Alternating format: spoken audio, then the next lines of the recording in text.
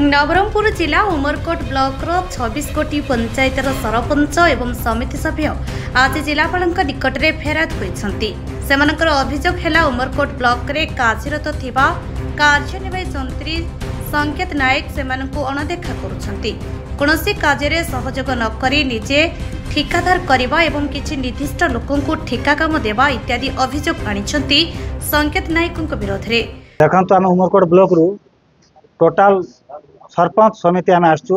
आमर मेन दाबी होची आमर जे ब्लॉक रे अछंती डबल एई तांकर कार्यकलाप सरपंच समिति बिल्कुल पसंद नहीं।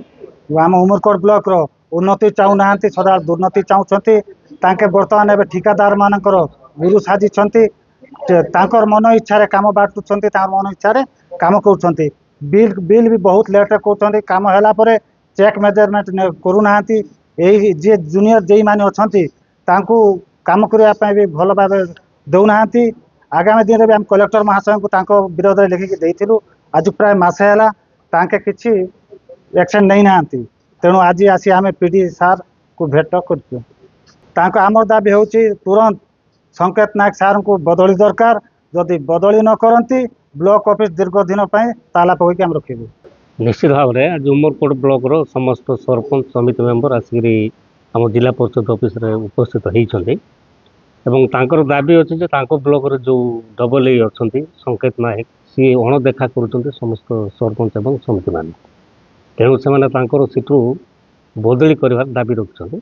तो मुझ पीडी सीडीओ महाशय को डकई देती सामने आलोचना होती सीडीओ कहते निश्चित भाव में आम कलेक्टर सागर कथाई पदक्षेप नेबू बोली बर्तमान प्रतिश्रुति भी देते।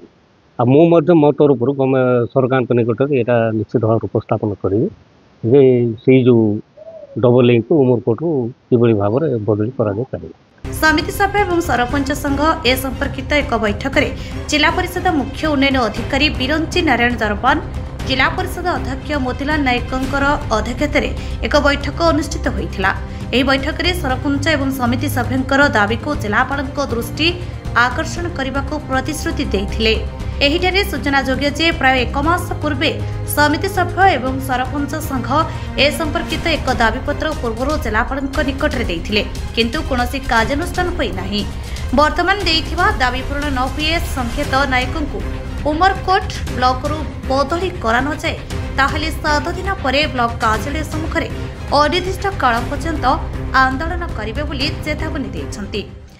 आज आमे उमरकोट ब्लॉक रो सरपंच संघ समिति सभ्य संघ दीटा संघर सभ्य सभ्य माने आमे आज उमरकोट ब्लॉक रो जो चली